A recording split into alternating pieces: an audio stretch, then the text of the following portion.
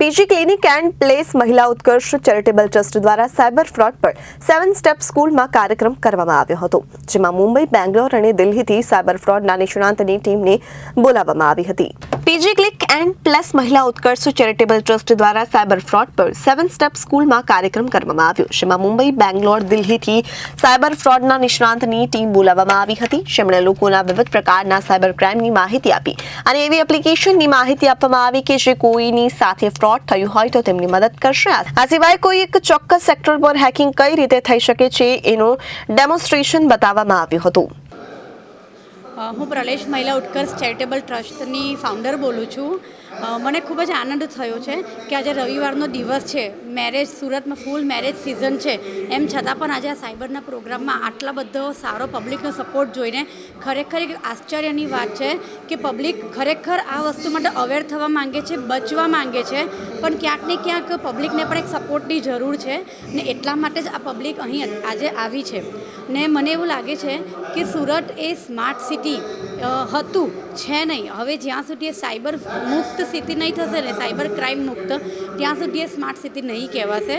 અને પબ્લિકની સાથે અમે ઘણા બધા એવા સારા આપણા મહાનુભાવોને પણ ઇન્વાઇટ કર્યા હતા, તો ત્યારે મને પણ કંઈક એવું ફીલ થયું કે જો પબ્લિક આટલો સપોર્ટ કરતું હોય ને તો આપણા સરકાર તરફથી પણ ઘણો સપોર્ટ મળવો જોઈએ, કારણ કે આ પહેલીવાર એવો પ્રોગ્રામ થવા જઈ રહ્યો છે જે ખાલી એક લેક્ચર કે થિયરી પર નથી, પણ સાથે એક સાયબર લેબના નિષ્ણાંતો અહીં આવ્યા છે અને કેવી રીતે એટેક થાય છે આખા એક સેક્ટર પર એનો લાઈવ અમે ડેમો બતાવવાના છે. તો જ્યારે પણ ખાસ કરીને કોઈક વ્યક્તિ એવી પ્રયાસ કરતી હોય છે કે જે સુરત અને ગુજરાતમાં પ્રથમ વખત આવું કંઈક કરતી હોય તો આપની ઘણા લોકોનામાં સપોર્ટ મળવો જોઈએ.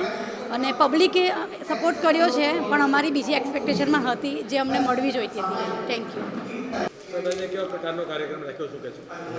આજે પ્રલેશ ચેરિટેબલ ટ્રસ્ટ દ્વારા એક ખૂબ સરસ સાયબર ક્રાઇમ અવેરનેસ કાર્યક્રમનું આયોજન કરવામાં આવ્યું છે, જે અંતર્ગત બેંગ્લોર, મુંબઈ અને દિલ્હી ખાતેથી સાયબર એક્સપર્ટને બોલાવવામાં આવ્યા છે અને લોકોને અત્યારે હાલના જે ટ્રેન્ડિંગ સાયબર ફ્રોડ છે તે વિશે માહિતી આપવામાં આવી રહી છે, જે વિશે લોકો અવેર થાય અને એનાથી કેવી રીતે બચી જાય, જે આજના જે ડિજિટલ યુગમાં કેટલા પગલાં લેવા, કેવા સિક્યુરિટીના વિશેષ પગલાં આપણે લેવા જોઈએ એ વિશે માહિતગાર કરવામાં આવ્યા છે.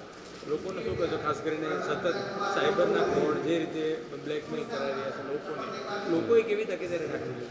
લોકોને હું કહીશ કે થોડું ટેકનોલોજી વિશે નાનું નોલેજ રાખે, જનરલ નોલેજ રાખે. કોઈ અનનોન વિડીયો કોલ, કોઈ અનનોન SMS, કોઈ વોટ્સએપ, કોઈ લિંકના માધ્યમથી કોઈ બી અજાણી એપ્લિકેશન અથવા તો કોઈ લિંક ક્લિક ના કરે, જેથી કોઈ સાયબર ક્રાઇમ ના ઘટિત થાય. હું એડવોકેટ પ્રીતિ જોશી. આજ રોજ સાયબર ફ્રોડ અવેરનેસનો જે કાર્યક્રમ થયો છે તે ખૂબ જ પ્રજાજનો માટે આવકારદાયક છે, કારણ કે આજ રોજ દિન પ્રતિદિન આપણે જોઈ રહ્યા છે કે જે રીતે સોશિયલ મીડિયા અને સાયબર એટેકના કિસ્સાઓ વધતા જાય છે.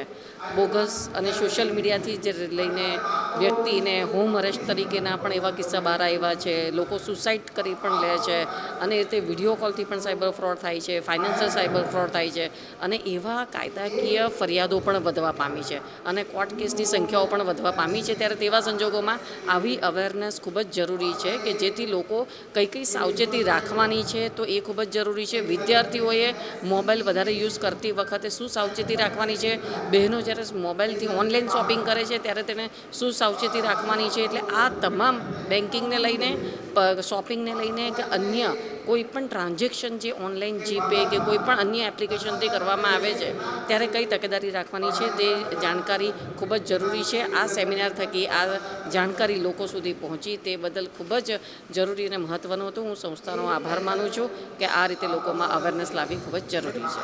સાયબરને લઈને જોવા જઈએ તો મહિલાઓ પણ શિકાર બનતી હોય છે, ત્યારે કઈ રીતે મહિલાઓ સહિતની આજનું જે યુવા ધન છે એને ધ્યાન રાખવું જોઈએ, આવા સાયબર ફ્રોડથી બચી શકાય?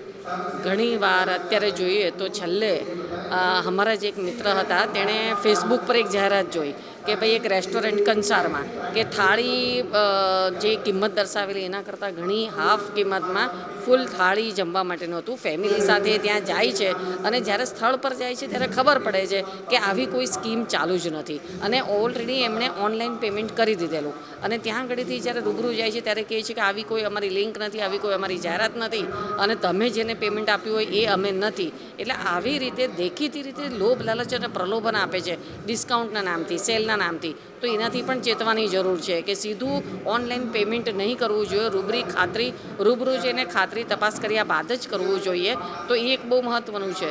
બીજું કે વિદ્યાર્થીઓ ઘણીવાર પોતાની પાસે જે બેલેન્સ હોય છે, મોબાઈલમાં પ્રીપેડ કાર્ડ મોટાભાગે સ્ટુડન્ટ વાપરતા હોય છે, તો તેવા સંજોગોમાં કે બેલેન્સ કેટલું છે તો આપણે કઈ સ્કીમ એની અંદર આવે છે કે તમે આટલું કરાવશો તો તમને વધારાનું બેલેન્સ મળશે અને તેવા સંજોગોમાં એ કરાવી દે છે, તેમ છતાં પણ એટલું બેલેન્સ એને મળતું નથી. એટલે આવા બોગસ બેલેન્સ તેમના વધે એવા પણ કારસ્તાનો ઓનલાઈન ફ્રોડ થતા હોય છે. તો વિદ્યાર્થીઓએ એ પણ તકેદારી રાખવી જોઈએ અને ગેમમાં ખાસ કરીને કે વિદ્યાર્થીઓને ગેમ વધારે પસંદ હોય છે તો ગેમની વચ્ચે જે જાહેરાતો આવે છે, જુગારની જાહેરાતો, તીન પત્તીની જાહેરાતો, તો એનાથી પણ ચેતવું જોઈએ. ક્યાં એ જાહેરાતોમાં એ ક્લિક થઈ જાય જાણીએ અજાણીએ તો પણ એને ઘણું મોટું આર્થિક નુકસાન થઈ શકે એમ છે. અત્યારે જોવા જઈએ તો ખરેખર આપણે એક ખેદજનક વાત છે કે આપણા જ ફિલ્મના હીરો કે જે કહી શકાય છે કે ઇન્ફ્લુએન્સર તરીકે કામ કરે છે, અમિતાભ બચ્ચન હોય છે, દેવગણ, શાહરૂખ ખાન, અને એવી જ વ્યક્તિઓ જે ઇન્ફ્લુએન્સર છે તેવી આજની યુવા પેઢીને જુગાર રમવા માટે પ્રેરિત કરે છે. એના પર મને ખૂબ જ સખત વાંધો છે. ખરેખર એના પર નિયંત્રણ લાવવાની જરૂર છે કે પોતે ફિલ્મી એક્ટર થઈને આજની યુવા પેઢીને ગેરમાર્ગે દોરી રહી છે, જુગાર રમવા માટે દોરી રહી છે. તો એ બાબતે સરકારે સઘન પ્રયાસો કરવા જોઈએ અને તાકીદે આવી જાહેરાતો બેન કરવી જોઈએ કે જેથી કરીને યુવાધન વેડફાય નહીં અને પોતાનો પૈસો, પરિવારનો પૈસો એળે ના જાય. તો એવી પણ તકેદારી ખાસ રાખવાની જરૂર છે.